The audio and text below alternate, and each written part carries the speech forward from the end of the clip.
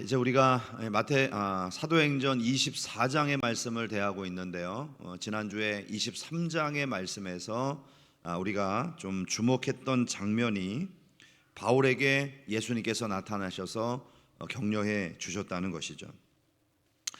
바울에게 담대하라고 권하셨고, 지금 예루살렘에서 나를 증거한 일이 참 잘한 일이다, 인정해 주셨고요.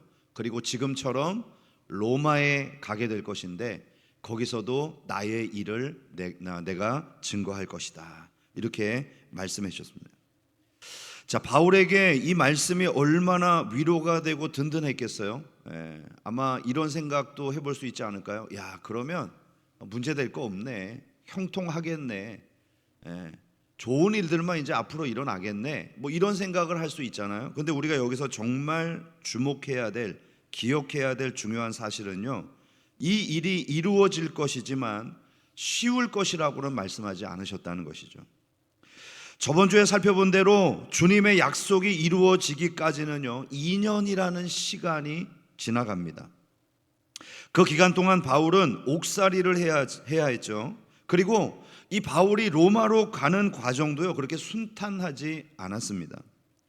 먼저 당시의 유대인들은 바울을 죽이려는 계획을 가지고 있었습니다. 이 사도행전을 기록했던 누가는 그들의 결심이 얼마나 위험하고 단호했는가를 보여주고 있습니다.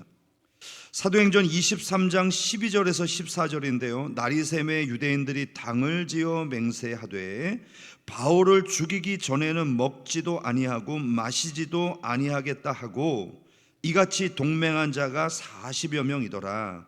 대제사장들과 장로들에게 가서 말하되 우리가 바울을 죽이기 전에 아무것도 먹지 않기로 굳게 맹세하였으니. 여러분들은 누군가에게 반감을 사보신 적이 있나요? 누군가의 공격을 받은 적이 있습니까? 그런데 바울처럼 내가 너를 죽이기 전에는 먹지도 마시지도 않겠다라고 결의를 하는 40명의 대적들이 나한테 있었다. 손 들어보세요. 여러분, 이런 사람이 발 뻗고 자겠습니까? 마음의 평안이 있을까요?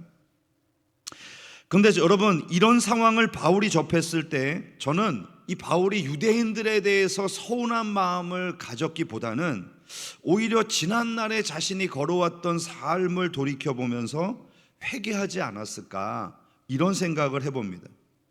아마도 이 순간에 바울은 스데반이 떠올랐을 거예요. 그래, 나도 스데반을 죽이는 일에 앞장섰지, 저들도 지금 나를 죽이기 위해서 저렇게 혈안이 돼 있구나. 그리고 하나님의 진정한 뜻이 어디에 있는지 묻지 않고 오직 자신이 생각한 대로 이것이 하나님의 뜻이라고 생각하며 열심을 냈던 지난날의 실수를 떠올렸을 것입니다. 더 나아가서 하나님의 뜻이라고 믿었던 그 열심의 위험성에 대해서도 절감했겠죠. 자, 이것이 많은 경우 우리들의 약점이기도 합니다. 그러므로 우리는 항상 겸손히 하나님의 뜻이 어디에 있는가를 기도하면서 묻고요, 하나님의 말씀을 살피면서 그 뜻을 구해야 하는 것이죠. 한 번의 순종, 한 번의 헌신으로 만족할 수 없습니다. 누구나 한 번은 할 수 있잖아요. 근데 그런 헌신과 겸손이 지속된다는 것이 너무나도 중요한 것입니다. 그러므로 우리가 항상 하나님 앞에 겸비하는 마음으로 우리의 신앙을 지켜나가는 소중한 성도들이 되기를 주님의 이름으로 축복합니다. 자, 유대인은 바울을 죽이기로 결의를 하고요, 당시 이 대제사장 그리고 장로들과 공모하여서 바울을 신문하겠다라는 명분을 가지고 공회에 오도록 요청을 합니다. 그러면 이 바울이 공회로 오는 그 길목에서 바울을 죽이겠다는 계획을 세우게 된 것이죠.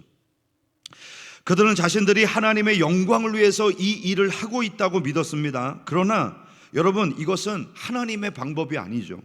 하나님이 사람을 속이면서 합니까? 하나님이 정의로운 방법이 아닌 그 어떤 것을 기뻐하실까요? 많은 경우 우리가 하나님을 돕는다고 생각하지만 오히려 우리의 지나친 열심, 잘못된 방향이 하나님의 영광을 가리는 일들을 초래하게 되는 것입니다. 요한은 이런 말을 했죠. 요한일서 1장 9절입니다. 지나쳐 그리스도의 교훈 안에 거하지 아니하는 자는 다 하나님을 모시지 못하되 교훈 안에 거하는 그 사람들은 아버지와 아들을 모시느니라. 자, 이 말은 뭐냐면 당시 초대교회 안에 들어왔던 이단들을 조심하라는 경고의 말씀이거든요. 근데 이들의 특징이 뭐죠? 지나쳐버렸다는 거예요. 진리를 지나쳐버렸다는 것입니다. 이단의 의미가 뭡니까? 달을 이자에다가 끝단자잖아요. 끝이 조금씩 달라요. 꼬리가 조금 달라요. 앞에는 복음을 말하는 것 같은데 끝에서는 누구를 말하죠? 교주가 하나님이래요. 교주가 예수님이래요. 그들의 교주가 우리를 구원할 수 있대요. 다른 종교는 다 잘못됐고 우리에게 와야지만 구원을 받을 수 있다고 그 끝을 살짝 구부려 놓는 것이 이단입니다. 그렇다면 처음부터 그들이 그렇게 막 나가지는 않았다는 얘기죠. 뭡니까? 지나쳐버린 거예요. 진리를 지나쳐버린 거예요. 우리를 구원하실 리는 오직 예수님밖에 없다라고 하는 그 진리에서 내가 구원자가 될 수 있지 않을까? 다른 구원의 길이 있지 않을까? 이렇게 살짝 지나쳐버린 그것이 이단이 되었다는 것입니다. 신자들이 너무나 뒤처져서 하나님의 뜻을 이루지 못하는 것도 문제지만요, 너무 지나쳐서 하나님보다 앞서가려고 하는 것도 문제입니다. 믿음을 갖는다는 것은 참으로 모든 것을 하나님의 뜻에 맡기고 하나님과 보조를 맞추는 거예요. 앞장서는 게 아니에요. 뒤처지는 게 아니에요. 하나님과 함께 가는 것이 신앙의 여정인 줄로 믿습니다. 지금 바울의 상황이 너무나도 위태로워 보이죠. 자, 그러나 하나님께서는 바울의 친척을 통해서 이 계략이 드러나게 하셨고요, 당시 바울의 신변을 보호해야만 했던 이 천부장이 바울을 가이사랴로 호송하는 이 가이사랴 호송 작전을 펼치게 됩니다. 23절 말씀을 가서 볼까요? 백부장 둘을 불러 이르되 밤 제3시에 가이사랴까지 갈 보병 200명과 기병 70명과 창병 200명을 준비하라 하고. 자, 바울을 안전하게 호송하기 위해서 보병이 200명, 기병이 70명, 창병이 200명, 합계가 470명. 470명의 사람들이 이 바울 한 사람을 호송하기 위해서 그것도 밤에 동원이 된 거예요. 너무나도 요란하지 않습니까? 우리 하나님이 바울 한 사람 보호하려고요, 이렇게 요란한 작전을 지금 펼치고 계시다니까요. 바울의 이송지였던 가이사랴는 로마의 정부 청사가 있던 동네였습니다. 자, 그것은 오늘날에도요 해변가에 위치한 아름다운 관광 도시인데요, 아직도 이 가이사랴가 있었던 지역에 가보면 이 정부 청사가 폐허로만 남아 있는데, 있다고 합니다. 제가 안 가봤기 때문에 모르는데 폐허로 남아 있다고 합니다. 자, 로마의 총독은 항상 여기에 머물렀어요. 그러다가 예루살렘의 명절 때나 중요한 행사의 때나 또는 재판을 해야 될 때가 되면 예루살렘으로 가서 그의 업무를 보았던 것입니다. 자, 빌라도가 예수님을 재판할 때도요 가이사랴의 청사에 머물다가 이 소동을 듣고 나서 바로 예루살렘에 올라가서 예수님을 재판했던 것이죠. 자, 이제 바울은 470명의 호의를 받으면서 예루살렘에서 가이사랴로 가고 있습니다. 흥미로운 일이죠. 하나님의 종들의 삶에는 이런 하나님의 특별한 은혜가 머물고 있습니다. 하나님은 당신의 뜻을 이루기 위해서 항상 좋은 것으로 채워주시죠. 바울이 하나님의 사역을 하는 동안에 하나님은 그의 안전을 보장하기 위해서 여러 가지 도움을 주셨던 것을 우리가 이 사도행전을 통해서 살펴보았습니다. 어떤 때는 밤에 도망치는 일도 있었고요, 어떤 때는 소요를 피해서 잠시 자리를 비껴나는 경우도 있었고요, 오늘처럼 죄수의 신분 또는 군병들의 호의를 받으면서 가야 하는 그런 상황들도 있었습니다. 우리는 하나님께서 우리를 위해서 예배해 주신 길을 지금도 걸어가고 있습니다. 우리의 인생이 그런 것이죠. 때로는 어려움이 있을 것입니다. 때로는 고통도 환난도 다가옵니다. 하지만 불평하거나 원망해서는 안 됩니다. 왜냐하면 하나님이 우리를 지켜주실 것이기 때문이죠. 우리 주님께서 정하신 때까지 우리가 고난을 받을 것이고, 하나님이 정하신 그때까지 우리가 살아갈 것이지만 그 시간이 지나면 반드시 평화가 다가올 것입니다. 그리고 우리 주님이 정하신 그때에 우리는 주님 앞으로 나아가게 될 것입니다. 우리 각자의 삶에서 서로 다른 굴곡이 있을 수 있지만 이것은 하나님께서 우리 인생에 기본적으로 정하신 경로입니다. 여러분은 어떤 때에 하나님을 경험하고 계신가요? 그 상황이 마음에 안 드실 수도 있을 거예요. 아니면 너무 하나님은 적재적소에서 나를 인도하신다, 이런 만족함을 누릴 때도 있을 것입니다. 하나님의 때를 기다리면서 여유 있는 상황을 즐기고 계신 분도 있을 거고요, 낙심천만해서 모든 것이 끝났다고 생각하는 분들도 계실 것입니다. 자, 우리는 연약한 존재이기 때문에 이렇게 서로 다른 양상을 가질 수 있습니다. 그러나 우리는 부족해서 실망할 수 있고 주저앉을 수 있지만 하나님은 결코 실수가 없다는 사실을 기억할 수 있기를 축복합니다. 그래요, 우리는 순간 포기하고 싶다가도요, 이 사실만 생각하면 또다시 일어나는 거예요. 그리고 다시 믿음의 자리로 돌아가는 것입니다. 이것이 너무나도 중요한 믿음의 사람들의 결단인 것입니다. 성경이 기록된 믿음의 사람들을 보십시오. 연약하지 않은 사람이 있습니까? 낙심하지 않은 사람이 있습니까? 실수해서 넘어지지 않은 사람이 있나요? 다 그런 삶의 여정들을 걸어갔잖아요. 그런데 그들이 믿음의 사람이 된 것은요, 그 어려움 속에서 다시 일어났기 때문이에요. 우리는 오늘도 하나님이 주신 자리에서 믿음으로 일어나는 인생이 되어야 할 줄로 믿습니다. 자, 이렇게 요란했던 호송 작전이 실행되어서요, 가이사랴로 바울이 내려갑니다. 그리고 2년의 시간 동안 이제 재판의 과정들이 진행이 되면서 옥살이를 하는데요, 여러분, 신문, 변론, 그리고 선고까지 이어지는 이 기나긴 재판의 과정, 혹시 겪어보신 분들이 계실지 모르겠지만 얼마나 피곤하고 피를 말리는 일이겠습니까? 바울의 재판은 유대인 공회, 로마의 총독, 그리고 당시 이스라엘을 다스리고 있었던 이 분봉왕, 이 세 명의 부류의 사람들이 다 얽혀있는 아주 복잡한 재판이었어요. 우리가 대하는 사도행전 24장은 바로 대제사장 아나니아가 장로들과 함께 이 바울을 송사하기 위해서 예루살렘에서 가이사랴로 내려오는 장면을 보여줍니다. 1절 말씀, 24장 1절입니다. 닷새 후에 대제사장 아나니아가 어떤 장로들과 한 변호사 더둘로와 함께 내려와서 총독 앞에서 바울을 고발하니라. 자, 이들은 참으로 치밀하고 신속한 사람들이었습니다. 시간 낭비할 줄 몰랐어요. 여러분, 바울이 체포되고 가이사랴로 호송된 지 닷새 만에 재판 준비를 다 해서 왔어요. 여러분들은 재판을 모르셔서 절대 안 놀라시는 것 같은데, 여러분, 보통 어떤 사건이 터지면 검찰이나 경찰이 재판을 조사하는데 얼마 정도 줘야 될까요?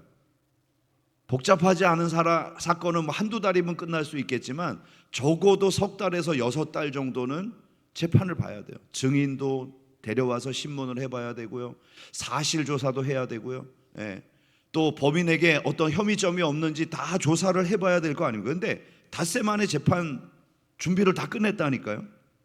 놀래주세요. 닷새 만에 왔어요. 이 짧은 기간 동안 그들은 재판에 필요한 모든 준비를 다해서 내려왔습니다. 그들은 이 더둘로라고 하는 변호사를 대동했는데요, 아마 이스라엘에서 잘 나가는 변호사였을 것 같아요.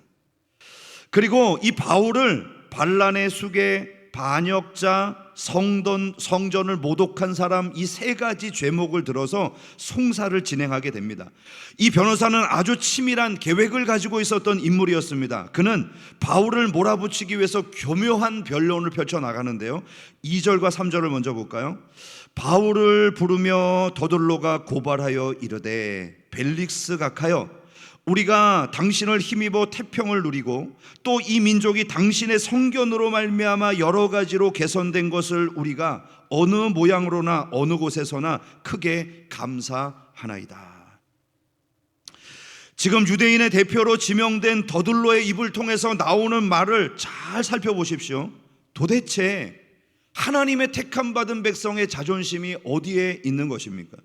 벨릭스가 어떤 사람입니까? 지금 유대 땅을 식민지로 통치하기 위해서 로마로부터 파송된 총독이잖아요.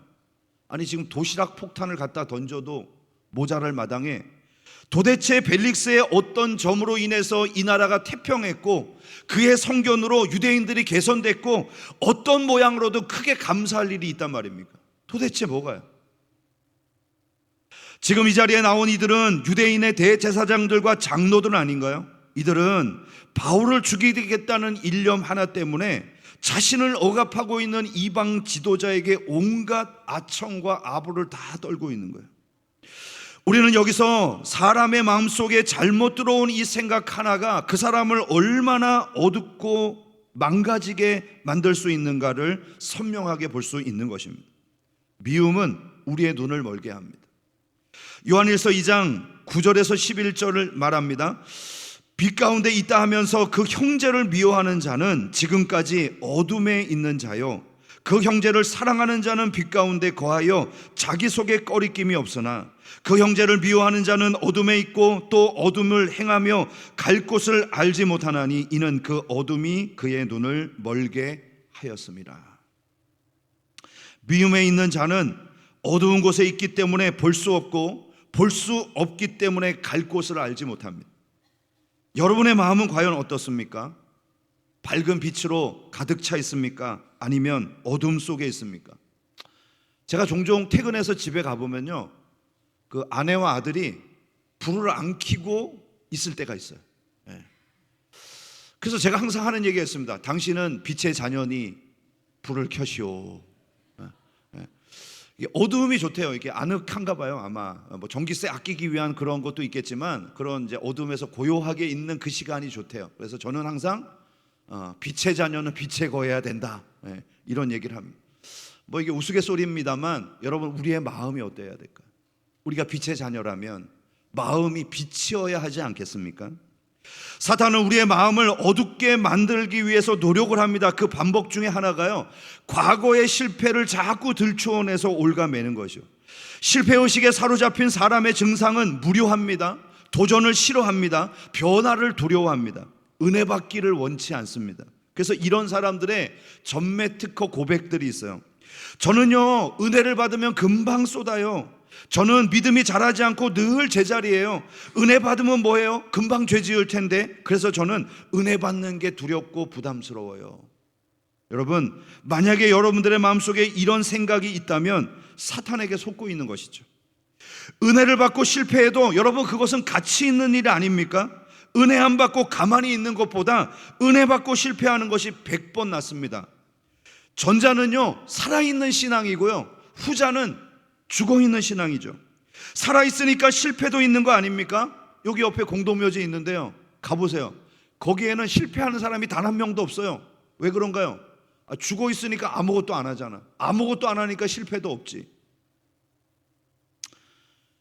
실패의식으로 사로잡아서 포기하게 만드는 것이 사탄의 전략입니다. 포기하면요, 아무 일도 일어나지 않아요. 오늘 우리는 포기를 모르는 도전자가 될 수 있기를 주님의 이름으로 축복합니다. 계속해서 어둠에 거하고 있는 자들의 말들을 살펴볼까요? 그들에게는 상당한 지혜가 있는 것 같지만 그것은 어둠에 속한 지혜입니다. 5절에서 9절입니다. 우리가 보니 이 사람은 전염병 같은 자라 천하에 흩어진 유대인들을 다 소유하게 하는 자요, 나사렛 이단의 우두머리라. 그가 또 성전을 더럽게 하려 함으로 우리가 잡았사오니 당신이 친히 그를 신문하시면 우리가 고발하는 이 모든 일을 아실 수 있나이다 하니 유대인들도 이에 참가하여 이 말이 옳다 주장하니라. 이들의 말은 참 잘 짜여진 공경 수단입니다. 먼저 로마의 총독 벨릭스를 온갖 가머니설로 추켜 세운 이후에 바울은 전염병 같은 자요, 나사렛 이단의 괴수라고 매도합니다. 그러면 여러분 생각해 봅시다. 바울이 언제 성전을 더럽혔죠? 바울이 언제 반란을 선동했나요? 바울이 언제 그들이 가지고 있는 신앙을 비난했습니까? 여러분, 이렇게 억울한 일이 어디 있습니까? 이들의 지혜는 거짓이고 어둠에 속해 있는 것입니다. 이런 지혜가 무슨 유익이 있고 하나님께 영광이 될까요? 진정한 지혜는 그 방향을 올바로 잡을 때만이 유익하고 하나님께 영광이 되는 것이죠. 여러분은 사람을 살리는 지혜를 갖고 싶은가요? 사람을 죽이는 지혜를 갖고 싶은가요? 선을 행하는 지혜를 소유하고 싶습니까? 악을 행하는 지혜를 누리고 싶습니까? 공동체를 세우는 지혜를 갖고 싶은가요? 아니면 공동체를 와해시키는 지혜를 갖고 싶으십니까? 바울은 말합니다. 고린도전서 3장 18절 이하입니다. 아무도 자신을 속이지 말라. 너희 중에 누구든지 이 세상에서 지혜 있는 줄로 생각하거든 어리석은 자가 되라. 그리하여야 지혜로운 자가 되리라. 이 세상의 지혜는 하나님께 어리석은 것이니 기록된 바 하나님은 지혜 있는 자들로 하여금 자기 꾀에 빠지게 하시느니라 하였고 또 주께서 지혜 있는 자들의 생각을 헛것으로 아신다 하셨느니라. 그런즉 누구든지 사람을 자랑하지 말라. 만물이 다 너희 것입니다. 세상의 지혜를 의존하는 자들은 결국 자신의 꾀에 빠져 망하게 되어 있습니다. 그럼에도 불구하고 우리가 왜 세상의 지혜를 자랑합니까? 이 세상의 주인이 하나님이라는 사실을 잘 알지 못하기 때문에 그런 것이죠. 누가복음 14장 31절 32절입니다. 또 어떤 임금이 다른 임금과 싸우러 갈 때에 먼저 앉아 1만 명으로서 저 2만 명을 거느리고 오는 자를 대적할 수 있을까 헤아리지 아니하겠느냐. 만일 못할 터이면 그가 아직 멀리 있을 때에 사신을 보내어 화친을 청할지니라. 여러분, 지혜가 있다면 계산해 보라는 것이죠. 하나님과 맞서는 것과 화친하는 것 중에 어떤 것이 더 유익한지, 만일 세상의 지혜를 의지하고 따라가는 것이 훨씬 더 유익하다면 그렇게 하라는 거예요. 하나님을 대적해도 좋다는 것입니다. 그러나 그렇지 않다면 무슨 수를 써서라도 하나님과 친해져야 되는 것이죠. 여러분은 어느 노선을 선택하시겠습니까? 하나님과 친해지는 것이 가장 뛰어난 지혜인 줄로 믿습니다. 그러면 하나님의 마음에 드는 일을 해야죠. 하나님이 원하시는 방법을 써야죠. 내 지혜가 아니라, 내 뜻이 아니라. 이어지는 10절 이하의 말씀을 보면 바울이 입을 열어 자신을 변호하고 있는 내용이 나옵니다. 오늘 시간 관계상 이 부분을 자세하게 다루지는 못하지만 바울이 벨릭스에게 자신의 입장을 설명하면서 언제나 그랬듯이 부활을 주제로 한 복음을 전해요. 바울의 관심은 언제나 그거였어요. 지금 자신을 변호하는 상황에서도 복음을 전하고 있는 거예요. 자, 그런데 21절에서 23절을 보세요. 오직 내가 그들 가운데 서서 외치기를 내가 죽은 자의 부활에 대하여 오늘 너희 앞에 신문을 받는다고 한 이 소리만 있을 따름이니이다 하니, 벨릭스가 이 도에 관한 것을 더 자세히 아는 고로 연기하여 이르되 천부장 루시아가 데려오거든 너희 이를 처결하리라 하고 백부장에게 명하여 바울을 지키되 자유를 주고 그의 친구들이 그를 돌보아 주는 것을 금하지 말라 하니라. 자, 지금 이제 연금 상태가 되는 것인데, 벨릭스가 상당히 바울에게 대해서 호의를 베풀고 결정하는 것처럼 보이지만 그는 정치가였습니다. 본문에서 벨릭스가 이 도에 관한 것을 더 자세히 알았다, 부활에 대한 지식이 있었다는 거예요. 유대인들의 교리를 이 사람이 알고 있었다는 거예요. 그 알게 된 이유는 뒤에서 나옵니다. 자, 이 말이 정말 중요한데요. 그렇다면 바울에게 죄가 있었다는 것을 벨릭스가 알았을까요? 몰랐을까요? 알았죠. 예수님의 부활에 대해서는 논쟁거리가 아니에요. 그럼에도 불구하고 아직 죄가 지목되지 않은 이 바울을 가두어 두었다는 것은요, 공평하지 못한 처결이죠. 자, 그럼에도 벨릭스가 바울을 연금 상태로 가두어 두었던 것은 더 큰 소요가 일어나는 것을 원치 않았기 때문입니다. 이 벨릭스는요, 바울이 입만 열었다 하면 유대인들이 동요하는 것을 보았어요. 이 너무 골치 아픈 사람 아닙니까? 그런 바울을 풀어놓기에는 밀란이 일어나고 그렇게 되면 자기의 정치적인 앞으로의 이력에 흠집이 날 것을 생각했기 때문에 재판을 연기하고 바울을 구류해 두는 묘수를 생각해 냈던 것입니다. 유대인의 총독이 되어서 고충이 이만저만이 아니죠. 더군다나 이 골치 아픈 유대인들을 다스려야 되는 총독이니까 얼마나 많이 마음을 졸였겠어요. 무엇이 옳은지를 알면서도 사람의 이목 때문에 옳지 않은 결정에 끌려가야만 하는 이 벨릭스의 모습을 보면서 우리는 연민마저 느끼게 됩니다. 어찌되었건 바울은 일부의 자유를 허락받고 가이사랴에서 재판의 여정을 이어가죠. 자, 우리가 여기에서 흥미를 느끼는 것은요, 벨릭스가 벌써 바울의 복음에 점점 매료되기 시작했다는 거예요. 오늘 우리가 읽었던 본문 24절과 25절입니다. 수일 후에 벨릭스가 그의 아내 유대 여자 드루실라와 함께 와서 바울을 불러 그리스도 예수를 믿는 도를 듣거늘 바울이 의와 절제와 장차 오는 심판을 강론하니 벨릭스가 두려워하여 대답하되 지금은 가라, 내가 틈이 있으면 너를 부르리라 하고. 자, 며칠 후에 벨릭스가 자신의 아내를 데리고 와서 바울에게 면담을 요청합니다. 그런데 그 벨릭스의 아내가 유대 여자였어요. 그러니까 이 벨릭스가 부활의 도를 알았다는 것은 누구를 통해서 알았을 가능성이 클까요? 그의 아내를 통해서 알았던 것이죠. 벨릭스는 바울에게 특별 과외를 받으려고 감옥을 찾아왔습니다. 그리고 강론을 들으면서 두려움을 느꼈다, 이렇게 말해요. 왜냐하면 거기에 심판의 내용이 있었거든요. 장차 오게 될 심판. 자, 그런데 그 두려움을 느꼈던 이 벨릭스의 반응이 뭡니까? 지금은 가라, 틈이 있으면 너를 부를 것이다, 이렇게 말합니다. 여기서 이 틈이 있으면 이라고 하는 말은요, 차후에 기회가 있으면 또는 편안한 시간에 너를 다시 만나겠다, 이런 의미죠. 근데 여러분, 죄인에게 복음 들을 수 있는 시간이 그렇게 자주 올까요? 여러분, 일단 죄인이라는 것은 하나님 앞에 무거운 짐을 갖고 있는 것입니다. 하나님을 만나는 것은요, 죄인에게 너무나도 불편한 일이에요. 그런데 그에게 편안한 시간에 복음을 들을 수 있는 기회가 올까요? 그는 그의 생각이죠. 그는 두려워하면서도 복음을 받아들일 수 있는 기회를 다음으로 미루고 있는 것입니다. 우리는 앞에 22절에서 그가 이 도에 관한 것을 자세히 알았다는 것을 상기해 볼 필요가 있습니다. 이 도가 무엇을 변화시켰습니까?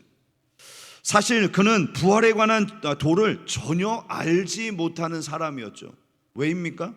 지식으로만 알았지 이 부활이 그의 삶에 그 어떤 영향도 미치지 못했기 때문입니다. 다만 자기 아내가 유대 여자니까 그녀를 통해서 대충 이 부활에 대한 이야기를 들었을 뿐이죠. 그러니 그 지식이 자신의 개인적인 상과는 아무런 관련이 없었던 것입니다. 그는 그저 가볍게 복음을 대하고 있는 사람이었습니다. 주일이 되면 아내를 따라 교회에 가고요, 1시간 앉아서 좋은 내용의 설교 말씀, 성경 말씀 듣고 또 적당히 헌금도 하면서 교회 생활을 했을 뿐 진정한 신자는 되지 못했던 것입니다. 오늘 이 세상에도 그런 사람들이 많이 있습니다. 이들은 자신들이 이 도에 대해서 충분히 알고 있다고 생각합니다.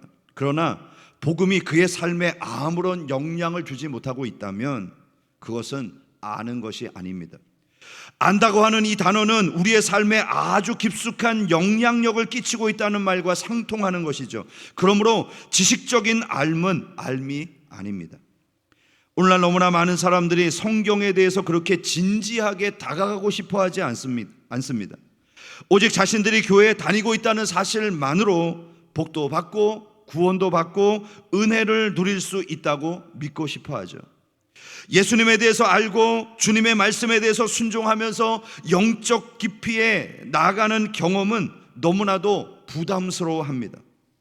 그래서 교회의 성도들과 함께 교제할 때도요, 복음, 헌신, 은혜, 전도에 대한 주제보다는 그저 가벼운 세상 얘기 나누고 일상 얘기 나누면서 웃고 떠드는 시간을 즐기기를 원하는 것입니다.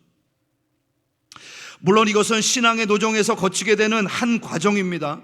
우리가 어린아이와 같은 신앙을 가졌을 때 우리가 예수님께 기대했던 것이 뭐죠? 병고침 받고 건강하고 또 복을 받고 물질의 축복을 받고 잘 먹고 잘 사는 거, 그거였잖아요. 그런데 우리가 말씀에 대해서 더 깊이 들어가고 하나님의 은혜를 누리고 보니까 이것이 다가 아니라는 사실을 알게 된 거 아닙니까? 그래서 점점 하나님의 말씀 앞에 진지해지고 우리의 삶을 돌아보는 기준이 된 것이죠. 여러분, 여기에서 바로 이 시점에서 신앙의 노선이 갈라지는 거예요. 그 기준점이 뭔가요? 그것은 신앙생활이 원래 우리가 생각했던 것만큼 달콤한 것이 아니라는 거예요. 그런데도 우리는 이 신앙을 가져야 하고 이 길을 가야 합니다. 왜 그런가요? 우리의 생명을 지켜내는 길이 이 길밖에 없기 때문이죠. 여러분, 누가 어려움을 당하면서 돈 벌기를 원합니까? 편안하게 있으면서 돈 벌면 좋잖아요. 그런데 왜 우리가 어렵게 일을 하죠? 그거 외에는 돈 벌 방법이 없기 때문에 그렇잖아요. 안 그래요? 아닌 사람들처럼 앉아있어요. 편하게 돈 벌어 먹고 싶죠? 강남에 있는 그 부자들 부럽죠? 한 달에 통장에 몇 천만 원씩 쌓이는 사람들 보면 돈을 써도 쌓이는 것보다 쓰는 게 적어. 암만 써도 계속 통장이 늘어나. 이런 삶 살고 싶죠? 네, 고맙습니다. 반응 감사합니다. 그렇게 되시기를 축복합니다. 네. 근데 여러분, 노력 없이 얻어지는 것이 있나요? 여러분, 고난 없는 영광이 있나요? 그래서 우리가 선택할 길은요, 단 하나밖에 없어요. 예수님의 길을 가는 거예요. 다른 길이 중요치 않다는 것이 아닙니다. 여러분, 우리가 세상을 살아가는데 먹는 거 얼마나 중요합니까? 건강한 거 너무 소중하죠. 그러나 이 모든 것은 우리가 예수님 안으로 깊이 들어갈 때 의미가 있고 완전해지는 것입니다. 그러므로 예수님 밖에서 고민하면서 갈증 내지 마시고 예수님 안에 들어와서 진정한 해가를 얻는 저와 여러분이 되었으면 참 좋겠습니다.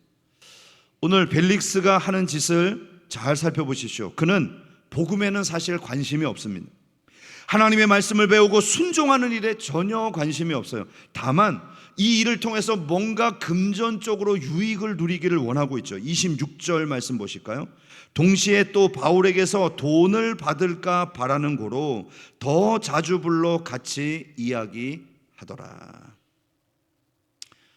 이것은 명백한 직무유기입니다. 그는 자기의 위치를 이용해서 혹시라도 개인적인 유익을 챙길 수 있을까를 생각하고 있습니다. 그러나 이와 같은 계획은 그렇게 오래가지 못했습니다. 2년의 시간을 넘기지 못하고 그는 그 자리를 떠나가야만 했던 것이죠. 그가 만일 복음에 대해서 진심을 가지고 있었다면 여러분, 이 기간 동안 그에게 어떤 일이 일어났을까요? 바울 아닙니까? 성경을 13권이나 쓰고 구약과 신약에 능통한 이 바울에게서 2년 동안 복음을 들었다, 말씀을 공부했다. 아마 멋진 믿음의 사람이 됐을 거예요. 그런데 그 모든 기회를 육신적인 욕심 때문에 다 놓쳐버린 거죠. 여러분, 벨릭스의 목적대로 반응하지 않은 바울도 참 지혜롭고 대단한 사람이잖아요. 만일 바울이 이 사람한테 조금 잘 보이면 뒷돈만 주면 내가 좀 풀려날 수 있겠다, 이런 생각을 가지고 돈을 주면서 나를 도와주세요, 이렇게 인간적으로 호소했다면 2년 뒤에 어떤 일이 일어났을까요? 돈만 챙기고 빠이빠이 하는 벨릭스의 뒷모습만 보았을 거예요. 세상의 주는 이렇게 어느 날 후련히 떠나가는 것입니다. 어쨌건 벨릭스는 그가 원했던 돈도 얻지 못했고 복음을 받아들일 수 있는 기회도 놓친 채 자신에게 주어진 소중한 시간을 허비했습니다. 역시 하나님만 바라보았던 바울의 판단이 옳았던 것이죠. 2년이 지난 후 새로운 총독이 지명됩니다. 27절, 이태가 지난 후 보르기오 베스도가 벨릭스의 소임을 이어받았으니 벨릭스가 유대인의 마음을 얻고자 하여 바울을 구류하여 두니라. 여러분, 여기서 이 벨릭스가 또 어리석은 짓을 한 번 더 하죠. 지금 총독을 마치고 떠나가잖아요. 그러면 아무 죄도 없이 구류해 놓은 바울을 어떻게 해야 될까요? 풀어주는 게 맞죠. 그런데 지금 떠나는 마당에도 유대인들의 마음을 얻기 위해서 바울을 그대로 구류해 두었다는 거예요. 쓸데없는 미련 아닙니까? 그러나 이것은 사실 벨릭스의 어리석음을 사용하신 하나님의 뜻이었습니다. 바울은 거기에 구류되어 있어야 했습니다. 왜냐하면 그에게는 로마의 황제에게 복음을 전해야 할 사명이 있었기 때문이죠. 그렇기 때문에 이것만큼 안전한 안식처가 바울에게는 없었던 것입니다. 이 방법만큼 로마로 향할 수 있는 가장 확실한 길은 없었던 것이죠. 바울과 같은 일개의 로마 시민이 황제를 만날 수 있는 방법이 어디 있겠습니까? 그런데 이 로마 시민이 재판을 청하면 로마의 황제를 만날 수 있었어요. 즉 죄인이기 때문에 바울은 군인의 호송을 받으며 안전하게 로마로 향할 수가 있었던 것입니다. 앞으로 우리가 살펴보게 될 바울의 여정은 순탄치 않습니다. 그러나 그의 길은 누구보다도 안전하고 하나님의 뜻을 이룰 수 있는 길이었습니다. 오늘도 이처럼 주님은 우리의 길을 예비해 주십니다. 우리는 다만 오늘 그 길을 따라갈 뿐인 것이죠. 저와 여러분들의 인생 여정에 바로 이와 같은 하나님의 온전한 보호하심과 그 뜻이 이루어지는 은혜가 있기를 주님의 이름으로 축원합니다.